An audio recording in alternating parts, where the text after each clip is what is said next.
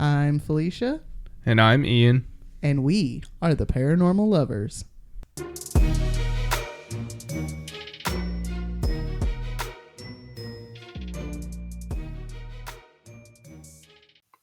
Hello, paranormal dudes, dudettes, and dudays. Welcome back to another episode of the Paranormal Lovers. Hey guys. Hey guys. Thanks for joining us for another week, episode 110.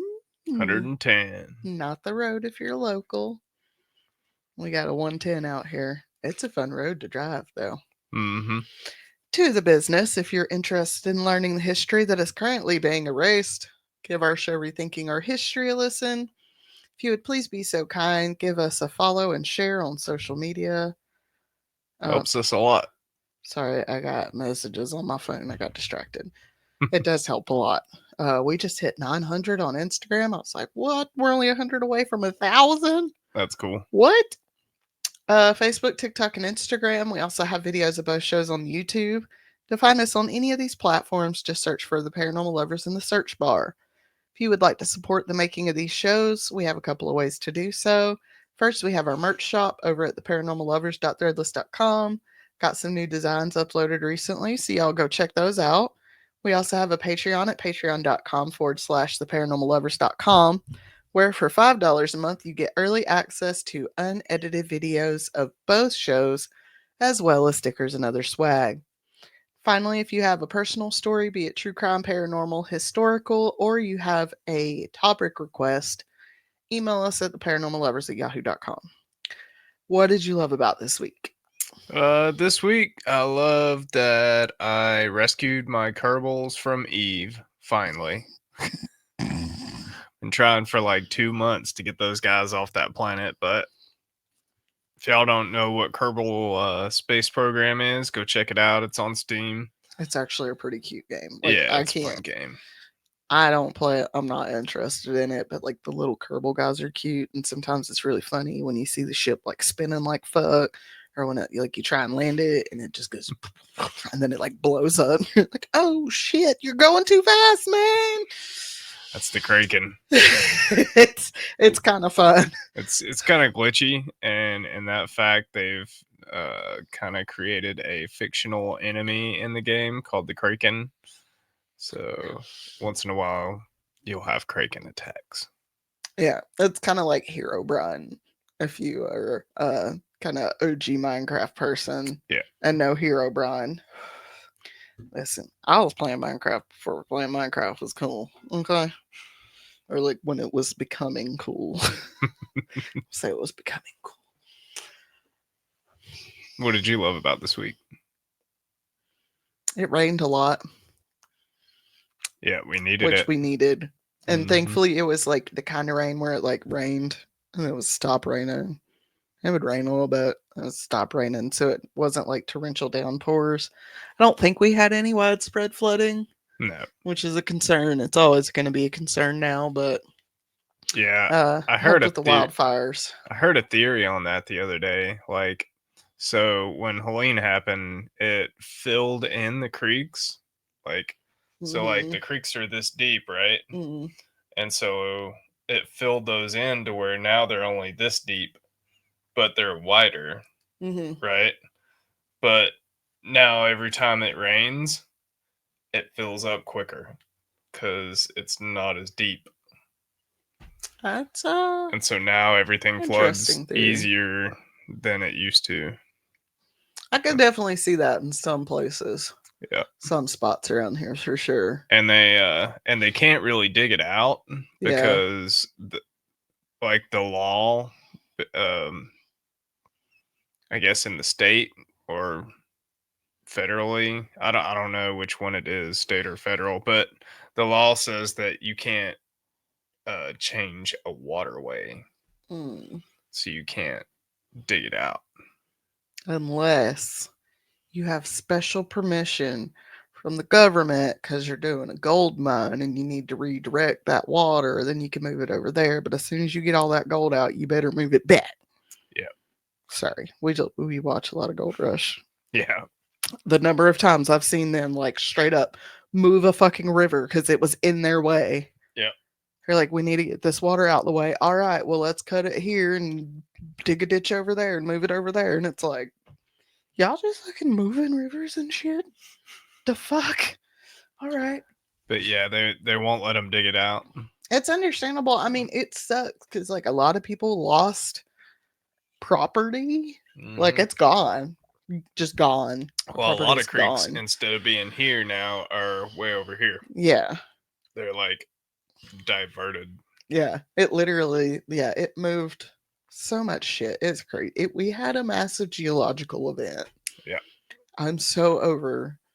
That's why nowadays when people are like tripping out, can you believe people are doing this? Can you believe this is happening? I'm like, literally, I've been in Christ since Columbine. I don't have it in me anymore to be shocked or surprised or upset. I'm just numb. Yeah. I'm numb, folks. But let's see if we can get me some unnumb today. Okay. So this week we're going to go to my birthplace, the Nice. capital of the great state of North Carolina, yet another blue haven in the sea of red that is this state, Raleigh. Sir Raleigh Durham. Raleigh. Sir Raleigh. Sir Raleigh Durham.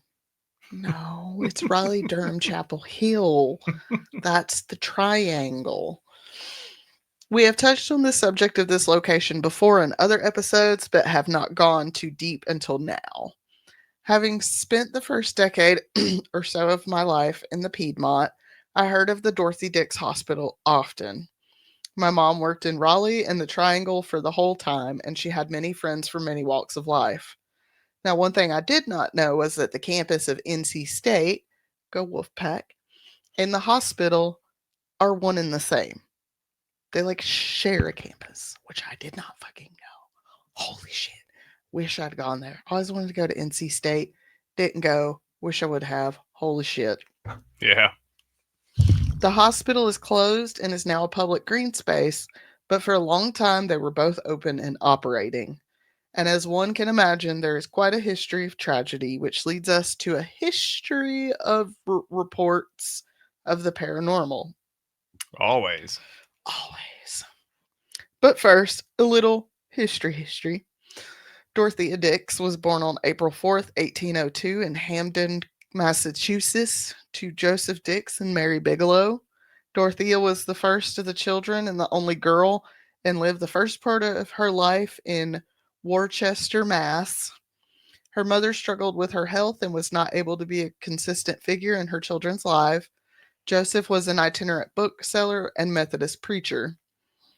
Both of Dorothea's parents were alcoholics, and when she was 12, she was sent to live with her wealthy grandmother, Dorothea, in Boston to get away from them and her father's abuse. At 14, Dorothea began teaching at an all-girls school in Worcester, where she developed her own curriculum, quote, in which she emphasized ethical living and the natural sciences, end quote. Which she's 14. Like, I'm gonna go teach and do my own curriculum.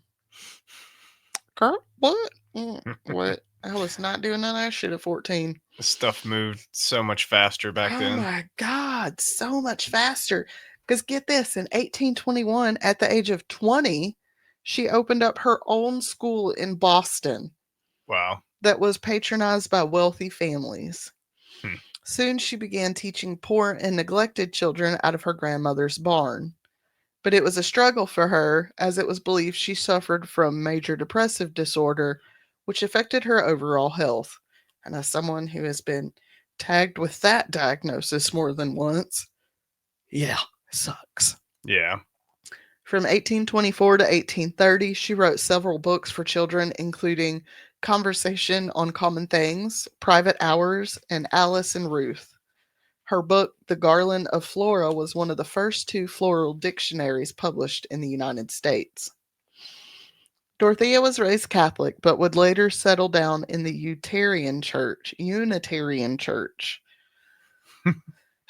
Listen, I could have been Unitarian. Yeah, I done forgot what I said the first time. Thought she was going to say unitard. I didn't know there was a unitard church. I did hear today on and that's why we drink that there is a hoop and stick convention. and I kind of want to go. There might be some unitards there. I bet you there will be some unitards at the Hoop and Stick convention. I bet. Through this, she met a Get family me a she unitard. right. Through this, she met a family she would work for after she was forced to leave the school due to health reasons. In 1831, she opened a modeling school and ran it for 5 years before she had a mental breakdown. To recuperate, she was advised to travel to Europe for a while, and while there, she became interested in social reform. She was staying in London when her grandmother passed and left her a sizable inheritance as well as all of her royalties. She was able to live comfortably from this for the rest of her life. Wow. During this time, she became interested in mental health reform. Up until this time, the best you'd get is a quote unquote asylum, or in a quote unquote asylum is to be locked in your room. Worse, electroshock therapy, ice bath, and other torturous methods. Lobotomy. Lobotomies hadn't come around yet. Oh. Lobotomies didn't come around until like the early 1900s. Interesting. I know. You know that Rose Franklin had a lobotomy? Didn't know that. Kennedy's sister? Yeah. She was a dirty little secret they kept in the attic. Right. When Dorothea returned home, she set about investigating the conditions at the hospitals in her state of Massachusetts. It was not great. Abuse was widespread at many of the hospitals, which were ran by locals, not professionals. In a report to the state legislature, she wrote, quote, I proceed, gentlemen, briefly to call you attention to the present state of insane persons confined in this commonwealth, in cages, stalls, pens, chained naked, beaten with rods, and lashed into obedience, end quote. Mm. By March 25th, 1845, Dorothea had successfully lobbied the New Jersey legislature to open a quote unquote asylum for the mentally ill. Of course, this took quite a bit of time because of opposition to the price of such a facility. Cheaper to bury the mentally ill than to care for them. Yeah. But she was not done. Dorothea would travel from New England to the south all the way over the sea to Scotland and Rome, where she was successful in getting better conditions for the mentally ill. Nice. It was in 1848 she made her first visit to North Carolina. North Cack. North Kakalaki, come on and raise up, take your shirt off, swish it around your head, spin it like a helicopter. Her first attempt to bring reform to the state was denied, but after a dying wife asked that her plea be reconsidered, the bill was passed. In 1856, the Dix Hill Asylum, named after Dorothea's grandfather, was opened in Raleigh, North Carolina. In 1956, it was renamed Dorothea Dix Hospital. In 1875, Broughton Hospital in Morganton, North Carolina was approved. And she was even able to get a hospital for black folks built in Goldsboro. Nice. Which, like, we're talking like 15, 20 years after slavery ended. Yeah. And she's able to get them a fucking hospital, which I'm sure was not fucking great by any stretch of the imagination. But, like, still, that's pretty cool. For the 1800s, like, in North Carolina. Wow, folks. Hang on, I need to take a break and get some stuff in my system. Right. Dorothea Dix, huh? Dorothea Dix. Dorothea.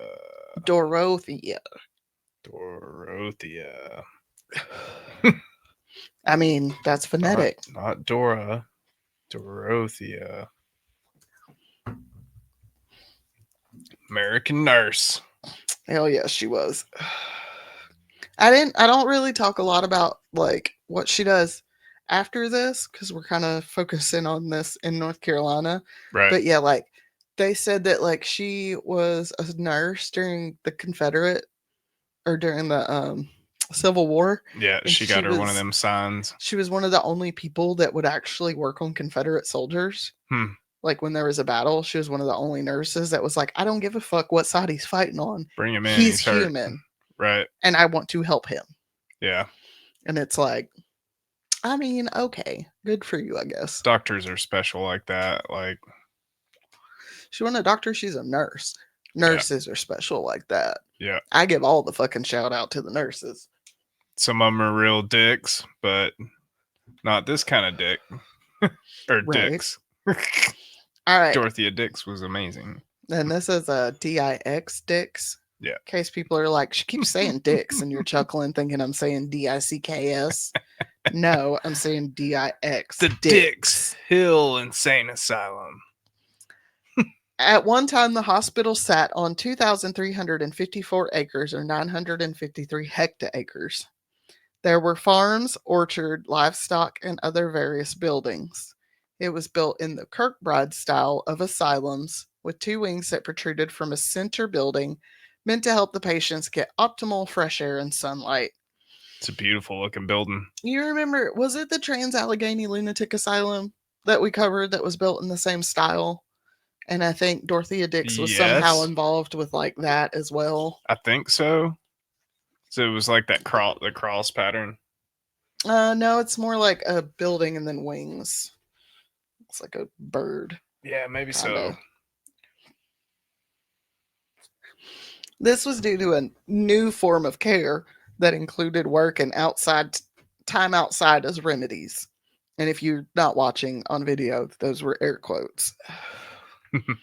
In 1984, 385 acres were transferred to NC State University, and in 1985, they were gifted another 450 acres. Nice. The hospital would operate until it was closed in 2012. The land is now the largest park in the city and is open to the public. As for NC State, it was founded on March 7th, 1887, under the name North Carolina College of Agriculture and Mechanic Arts. All right. Or North Carolina A&M. At the time, it was open only to white students, most of which would be men, due to the courses offered at the time. Quote, as a land grant college, North Carolina A&M would provide a liberal and practical education while focusing on military tactics, agriculture, and the mechanical arts without excluding classical studies, end quote. In 1931, this college merged with two other schools to become the University of North Carolina. Go Wolfpack. Although this is not Wolfpack, but this is, yeah, they got named NC State later. They were like, it's actually NC State University at Raleigh or some North Carolina State University at Raleigh, I think is the full name of it. But everybody's like, no. We just call it NC State. I've called it NC State since I could start talking. Yeah. That's what I'm going to call it till the day I die. Women would begin enrolling in the late 30s, and Black people would begin enrolling in 1956. There was one more building on this land at one point in time, which has led to some legends of the area. In 1898, the Nazareth Orphanage was opened to care for Catholic and Methodist boys. And if you're like, Catholic and yes, because there's a Baptist children's home in Raleigh. My mother lived there after my grandmother died. It's fine. They take all the other riffraff. Right. But just 7 years after it opened, tragedy would strike. According to this legend, some men escaped from Dix Hospital and fled to the orphanage where they set it on fire. But there's actually no verifiable reports of that happening. The fire happened, but there's actually no reports that it was caused by escaped inmates, or excuse me, patients from the asylum. They were fucking inmates. Yeah. 2 children died during this fire, but the orphanage was rebuilt. It would have 2 more fires, one in 1912 and one in 1961, the latter destroying the building completely. By the 1970s, students from the college had begun adventuring into the ruins. And as the neighborhood grew, so did the local residents. I'm like, is it still there, though? Probably. Because I kind of want to go check it out. That'd be cool. That would be fun. We've never been to, a ghost hunt on that kind of size. Hell, we've only been to one ghost hunt anyways. I mean, we kind of took a ghost tour through Asheville. Yeah, that's true. And we didn't see anything, not like we did in Cherokee. but not like an actual like, hey, let's go inside this insane asylum and record, and I actually kind of thought that might be fun to do for like our anniversary. that Maybe would go be to like cool. Brushy Mountain or something. We could do that. That'd be fun. We'll talk about it later. Okay. There have been reports of shadow figures in the ruins, and even some reports of the faces of nuns looking out the windows. Oh, that's creepy. No, bitch, no, go away. Wait. I haven't seen the nun, Are but they I've seen lesbian nuns? previews of the nun. I mean, then again, I mean, if you into that, hit me up, girl. But no, I've seen the previews to the movie The Nun. Yeah. I'm good. Right. Those who choose to not. There's if there's anything that scares me more, it's religion. There's Like something about dead religious people. like Catholics and Satanists, like kind of is the only thing that really scares me in life. Like, Satanists scare you. well, I know like John scares you. the movie The Exorcist had a real impact on when I was younger. Like it scared me, okay? Well, that's because they used a lot of fucked up shit they shouldn't have used in that movie. Which it wasn't really the first one. It was the second one where it had the face of the demon. Huh? Oh yeah. That maybe yeah. Yeah. Those who choose to not go into the ruins are not safe from paranormal happenings either. There are reports of people hearing screaming and crying coming from the ruins, usually accompanied with the smell of sulfur and burning flesh, giving the legend the name of Crybaby Lane. Right on. The thought of burnt flesh, Yeah. just smelling random wafts of burnt flesh, I'm good. I can barely do smelling skunk sometimes. I'm good. Yeah. Another location in this area that is known to be haunted is the Spring Hill House in Dix Park. In the 1700s, this house sat on a 5,000 acre plantation, Spring Hill. The former owner, the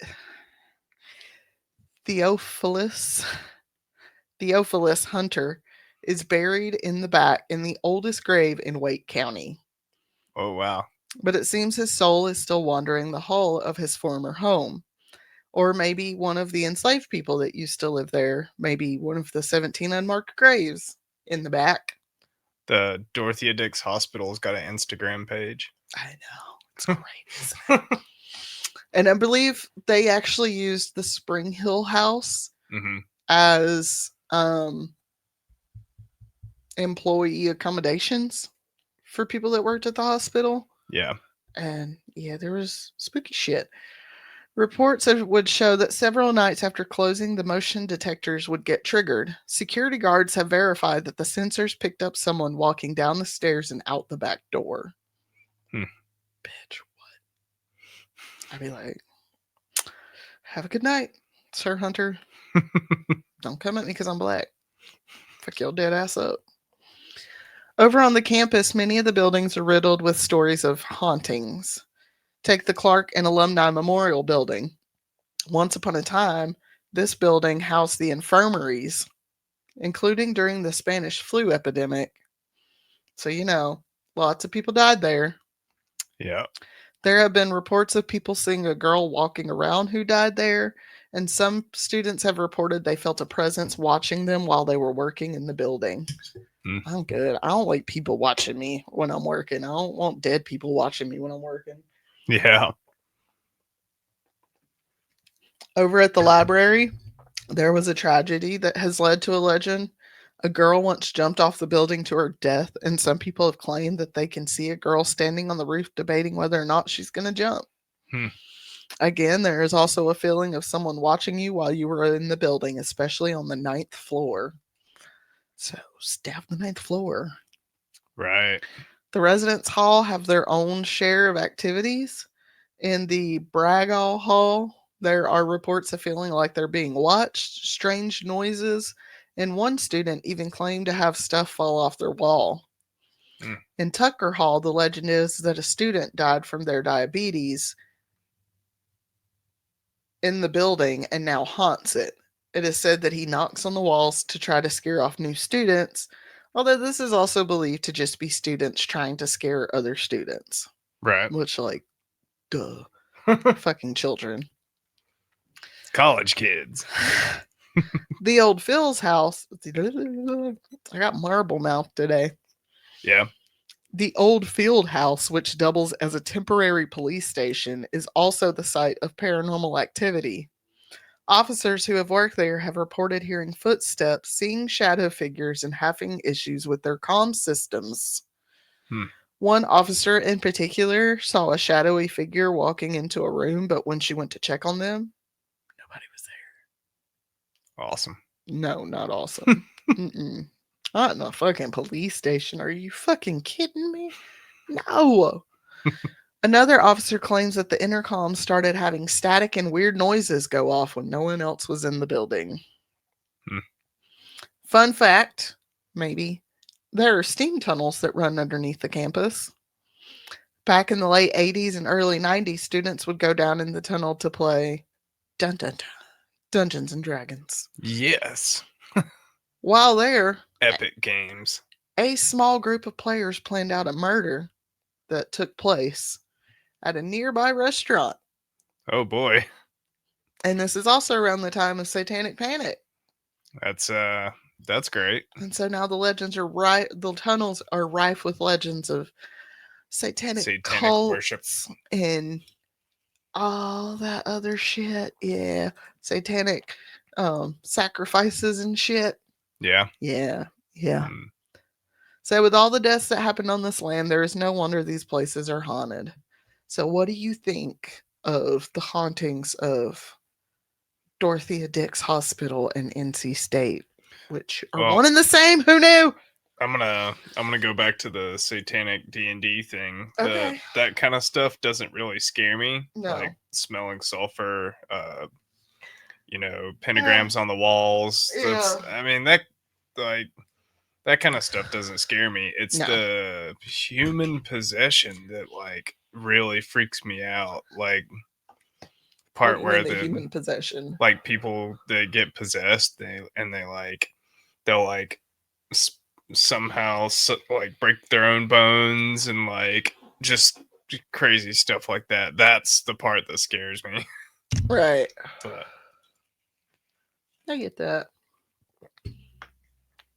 I don't know. It seems like a cool place. I'd like to go visit it.